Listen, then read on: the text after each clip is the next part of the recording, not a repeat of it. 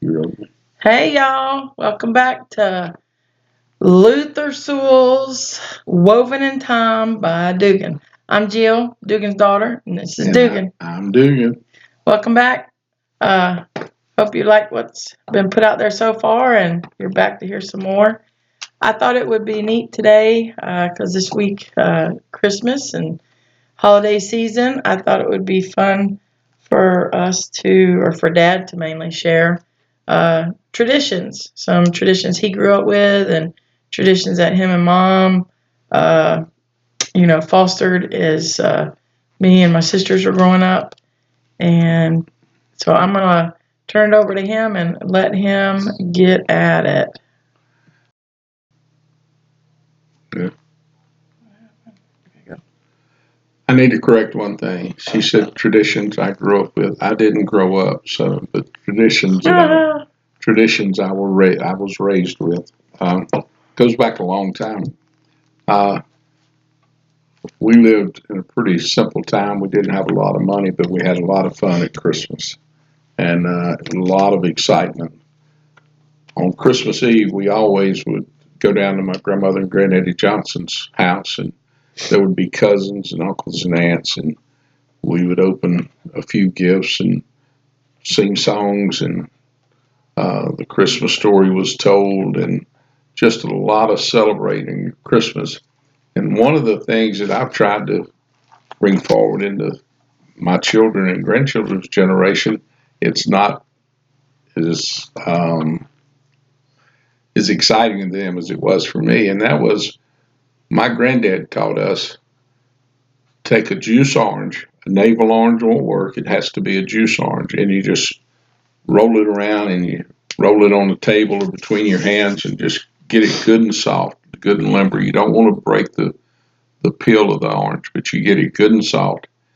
And then you either bite or cut a hole. If you're sissy, you can cut a hole in it.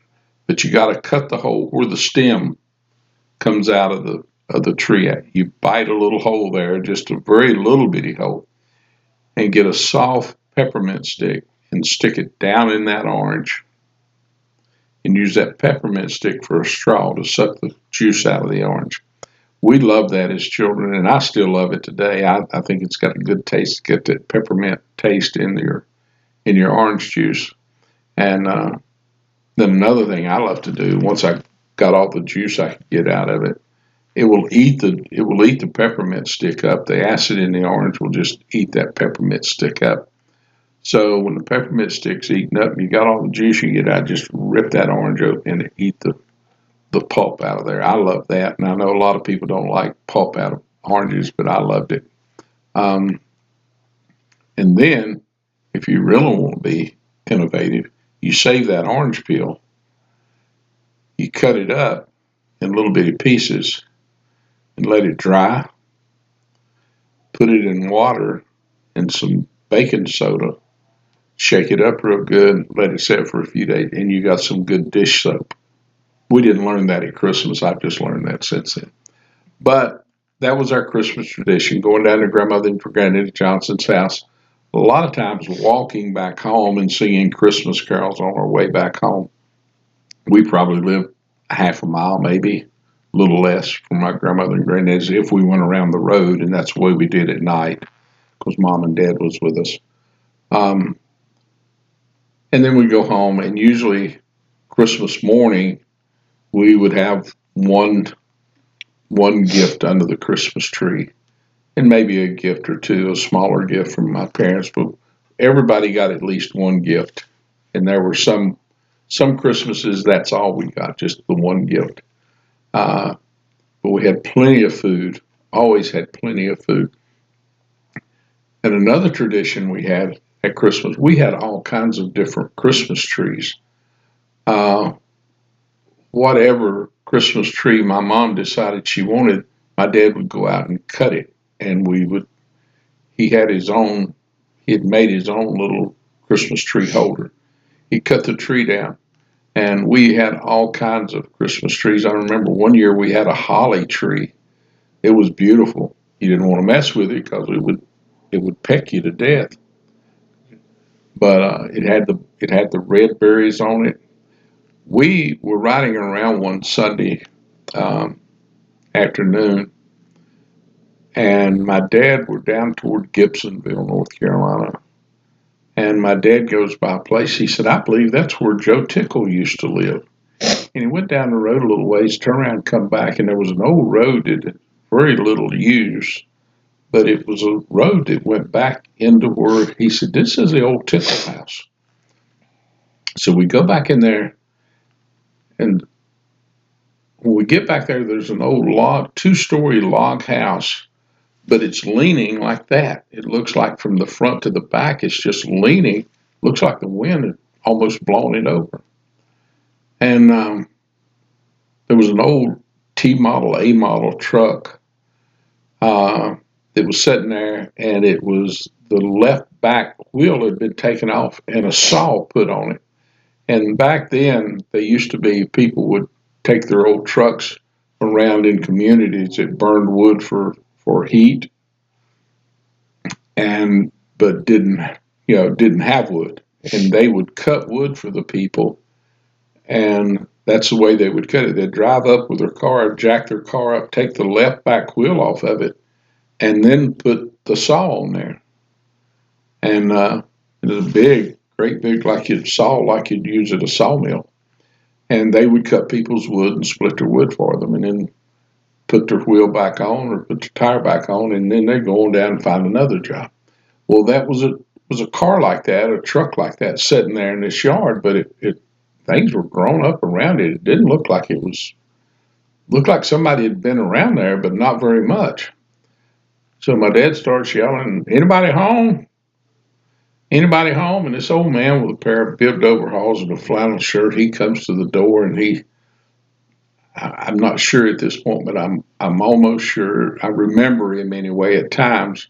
This old man comes out, and he's got snuff running down both corners of his mouth.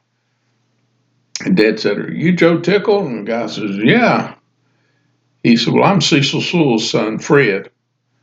And Mr. Tickle lets out a few expletives and starts talking about him and my granddad, and told some stories, and him and Dad reminisced a little bit, and my dad told him then, so we're out, we're just out riding around. I happened to drive by this place, and I remembered it. And so he had several acres. I don't know how many acres he had, but he had a lot of property that he didn't tend anymore. He was an old man. He was probably in his 60s or 70s at that point, I guess. And but he had beautiful property with all kinds of trees. That's where we got the holly tree one year, and my mom sprayed that holly tree with some snow, and we put different decoration, put the lights on and everything, but nobody had to worry about the tree being messed with because it would prick you if you got close to it. But after seeing Joe Tickle at that time, we would periodically, we'd just go see Mr. Tickle, especially in the wintertime around Christmas, because toward the creek or the branch down there way back behind his house, there was running cedar all over the ground, ferns, all holly trees with and without the berries on them. I mean, it was a beautiful place. It was a mega of opportunity to get Christmas decorations, and we would always do that just before Christmas. And another time, Mom was complaining to my dad about not having a Christmas tree up, and it was like the week after Thanksgiving, and usually it went up the weekend after Thanksgiving. We'd go to the Christmas parade on Fridays in Greensboro, and on Saturdays we'd put the Christmas tree up. But we didn't do it this year. And my mom was complaining to Dad about not having a Christmas tree. And I never found out if this was planned between my mom and Dad or not. But Mom's in the kitchen, and I heard my mom say, "Well, your dad's cutting that tree down beside the house." And there was a Leland cypress out beside the house. And Dad was out there with an axe. He cut it down and took a saw and leveled it off, trimmed it up, brought it in the house, and that Leland cypress was our Christmas tree that year. But we had all kinds of different things for Christmas trees. Uh, but the main thing we had for Christmas, there was no shortage. My mom canned vegetables and some fruit every summer. We killed most of the time at least 2 hogs every year. So we had plenty of food, and we would always have ham and all kinds of cakes and pies for Christmas. I remember my mom's egg custard pies. I love them. I'd eat them right now if I could get hold of them. Nobody could make egg custard like my mom could. And from what I'm told, it's pretty simple, but I guess when mom makes it, it just makes it better. But then I got married, and my kid's mom, she was from South Carolina, and so we get married. Our first few years, we lived in Greensboro, where my parents lived, and a lot of times we would go to South Carolina for Christmas, and then we moved away from Greensboro. The kids were born, and we moved away. So we would organize ourselves where on Thanksgiving we would go to one of our parents in South Carolina. Then that Christmas we would go to the other parents for Christmas. And we rotated that each year for several years. And then when Holly was born in 1979, Yes, sir. in 79. 1979, she was a little girl one day, and we were in South Carolina. And I don't remember what went on, but there was some kinks in the Christmas celebration, and it just wasn't. I don't know if maybe cousins wasn't there that usually was there from Florida and from Virginia and all different places, but it wasn't as much fun for my girls and for Gwen and myself either. But as we're pulling out the driveway of my in-laws' house, Holly says, "Next year, I want to be home for Christmas." And Gwen and I just kind of looked at each other. We didn't talk. We didn't speak, but I think we did communicate. And without even when Christmas started approaching the next year, we were going to be at home. There wasn't any question about it. We were going to be at home and celebrate our holidays, in our family and create our own traditions. And we didn't have a lot of money either, but each one of the girls, Jill, Julie, Holly, me, and Gwen, we picked out something we wanted to eat that Thanksgiving or Christmas. And we fixed it, all of us. It was a family project. We all got in the kitchen and cooked and argued, and we got it done. And then as time went on, the next year, somebody said, "Well, I want this," or "I want this. Can we have this?" Well, it got to where when we ate Christmas dinner, it was usually just the five of us, but we had enough for 20 or 30 people. So we ate we ate leftovers for a while.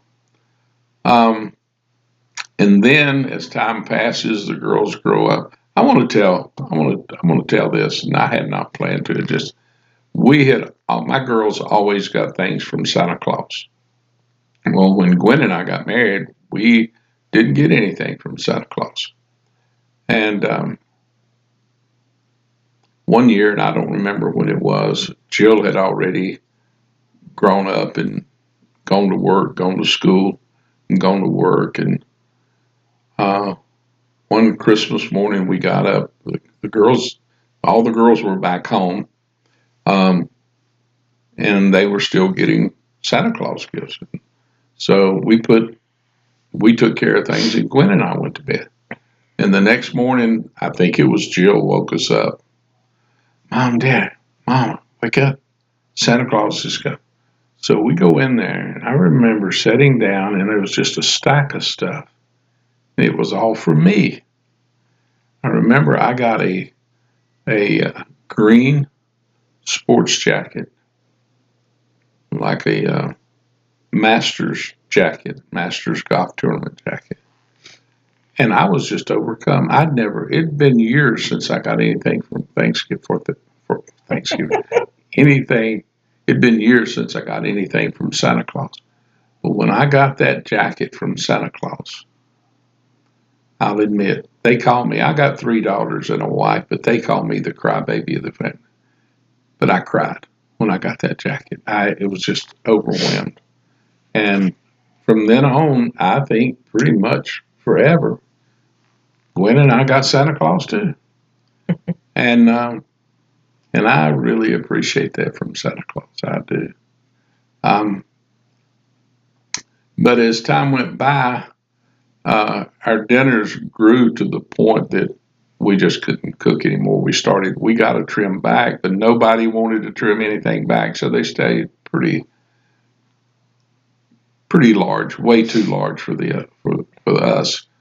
But then as time went by, we moved to Georgia, and my mom and dad lived about 6 miles from us. My brother lived about 2.5 miles from us, and Jill would come home for Christmas, and we moved in the house that Holly had bought. I mean, that Julie had bought. And Holly would come home from school, and Jill would come home, and one, I guess it was the first Christmas in Georgia that we were in Georgia, which was 2001 maybe. There was a neighbor down the street, Marcy and Emil Gerardin. Uh, they didn't have any kids; they were just newlyweds, and they were friends of Julie's. And my mom and dad came over. My youngest brother came over, and Jill and Julie and Holly were all there, and we were sitting in that little living room in a big circle, and as big as we could make it in that room, and enjoying Christmas Eve traditionally the way we'd done it, pretty much all my life anyway. And we didn't lock the back door. And here comes Marcy and Emil, a young couple. And Marcy, when she entered the door, she says something like, "Here we are at the Sewell's Christmas Eve party." Well, to this day, even though we've left Georgia, I've got one daughter still. Well, I got two, counting Marcy, um, because she claims to be our favorite daughter now. Um, she and her family have been at our Christmas Eve party every year, I think, since that time. And now that we've moved away, her and Holly, because they're still neighbors, they celebrate Christmas Eve at the Sewell's family every Christmas Eve, and that makes me feel so good. She's got 4 kids. It's just like grandkids to me too, and was to Gwen, and we love them very much. And I'm so grateful for the Christmas traditions, and I probably left a few out, uh, but a few of the traditions uh, out. But I really, really am so grateful for the Christmases past and for my family and for the traditions that we've had. So when Dad and I talked about what we would talk about this week, Picking my ear, Jill. Don't do that. well, you better, camera's live, you better be ready. But when we were talking about what to talk about this week, I said, it's Christmas, and I thought it would be fun to talk about Christmas traditions and, family traditions and in general. And so I called my sisters and asked them what traditions that they remember growing up, or even now when we get together, that they like, or some traditions that maybe they didn't care for and they've changed in their homes or done something different, or by them getting married and their spouse bringing their traditions, how they merge them together and stuff. And so I talked to Julie, and Julie, when she was 16, when did she have that car accident? Yeah, she was 16. So she had a car accident, which is another story. I'll let Dad tell that another day. It's pretty good. She took the car out, her and a friend, and anyway, they ended up in a ditch. They were in an accident. And like I said, another time, Dad will go in the details of that one. And they ended up, it was pretty Scary. Yeah, pretty scary, pretty good wreck. Just one car, thank goodness. But anyway, they both ended up in the emergency room and had to have some things done. And Julie, she hit her head, and so she bruised her brain some kind of way. And anyway, whenever I ask her about, hey, do you remember when this happened as a kid or this? And I don't remember, and she'll reference that accident. She's like, yeah, since that accident, there's a lot I don't remember. Like I don't. She'll even, she'll hear me tell a story to somebody about when we were kids, and she's just like, I don't remember that. But anyway, so I asked her, and I was like, well, at 16, we've had, lots of Christmases since then. And so she only came up with one thing, and it was something she didn't like, and it was that whole orange peppermint stick thing. That she said she didn't really look forward to that. She always knew it was going to happen, but she didn't like it, and so that's not something she does in her home today. If we are there Christmas Eve, because that's when we did our big gathering, was Christmas Eve, and then Christmas Day we did have the big meal Christmas Day, but we had all those like finger foods and stuff, and on Christmas Eve, and then like Dad said, we ate after the big meal on Christmas Day. It was leftovers for the whole week probably. Um, but Holly had a few. She said on Christmas Eve she remembers Daddy reading Luke chapter 2 in the Bible, the story of the birth of the Savior. And then she said Mama had a book, like a binder of stories that she had collected over the years. Beautiful stories. Yeah, they really were. And she said her favorite story was The Gift of the Magi. So she remembers that one the most of the stories. And then she said she remembered the finger foods on Christmas Eve. And then she said, she, yeah, when she said this, I started laughing.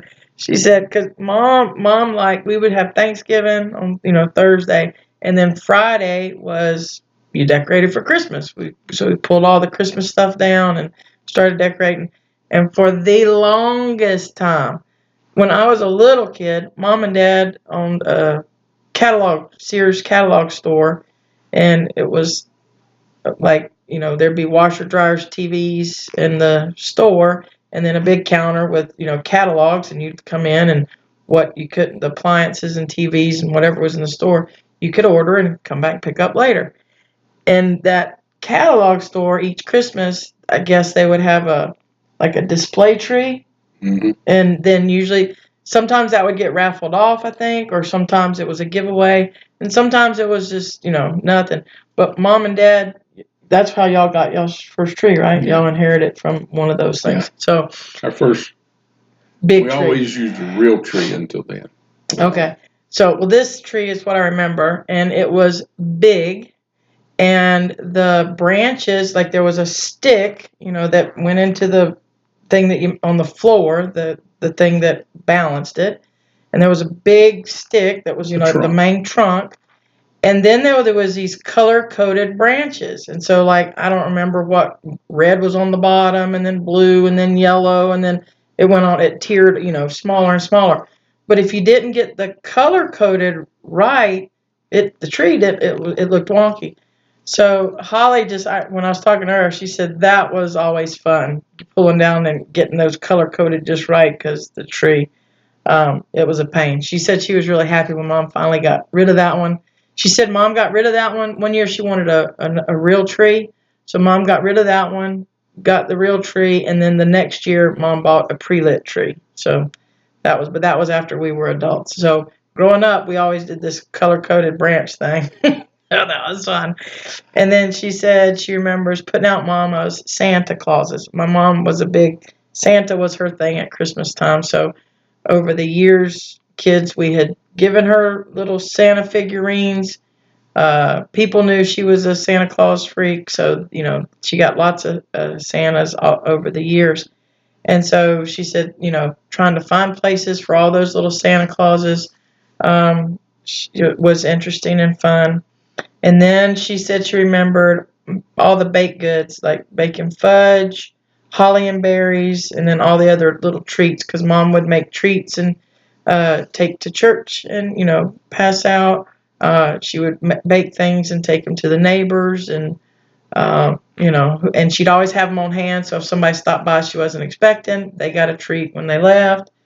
So those were some of the things Holly had mentioned, and mine. What my had memory that I had written down was the Luke 2, this reading in the scriptures in the Bible at the birth of the Savior, and then the stories. When I was talking to Holly, I told her, I said, I remember Mom reading stories. I said, and I remember during most of them, you'd feel the spirit, or you'd be invoked some kind of way. I said most times I would kind of cry, and that's when Holly was like, well, I remember the gift of the Magi. That was my favorite. So, and then I was like, oh yeah, that was a good story. So, but those were Changing, I mean, interrupting a little bit. sure. Did anybody ever count how many Santa Clauses your mom accumulated?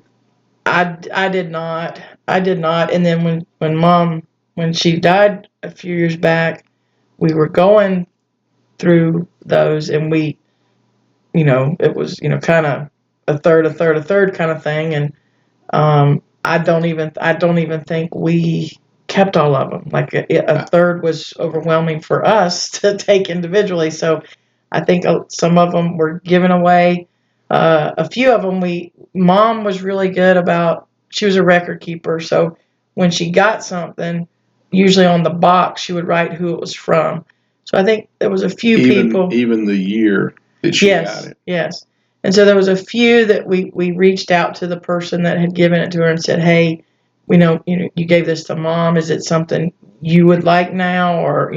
And there was a few that said, "Yeah, that'd be fun to have. That'd be neat to have." And a lot were like, "No, that was hers. You guys keep it." So, but I know quite a few probably went to Goodwill, because there was just so many. I think she got rid of a few before we ever moved to Arizona. When we left Georgia, I think when we were packing up, I bet she did. I think she got rid of a few of those. But they were hard for her to get rid of. Yeah. Even though she knew she couldn't put them up anymore. Yeah. And that they had already overtaken us, she still had a hard time getting rid of them. Yeah. So, but that's what we, as sisters, we talked about. And I do the orange thing. I like. Julie didn't care for it. I think it's just it's a neat way to use that straw. And you do have, or the peppermint stick. You do have to have an old fashioned, the soft peppermint stick. It won't come up through the hard candy ones. But yeah, that was. Red Barn, if you're looking for Red Barn, I think is the name of a peppermint stick that is soft that you can use. And as far as orange, you need an old-fashioned orange, just a regular orange, not a navel. You need a regular old-fashioned orange, or I don't know. And one thing, I guess, are we about ready? We need to close this. People Probably, get tired of it. But Jill mentioned, I don't think I did, but Jill mentioned reading the scriptures, Luke 2, of the birth of Christ. That's important. It's important to me anyway. To celebrate the birth of our Savior, and recognize what He's done for us. Just remember that here in celebrating this Christmas, and throughout the year. Pardon me. And throughout the year. Throughout the year. Yeah, it's perfect. Okay. No, just. But in closing, y'all be pretty and come and watch us. Like and subscribe and do all that stuff that I don't know about. Yeah, tell everybody about it, and come back to hear some more tall tales and stories and poems, and hope you have a Merry Christmas. And if you celebrate a different holiday, hope you have a happy holiday of whatever that might be. All right. Be pretty.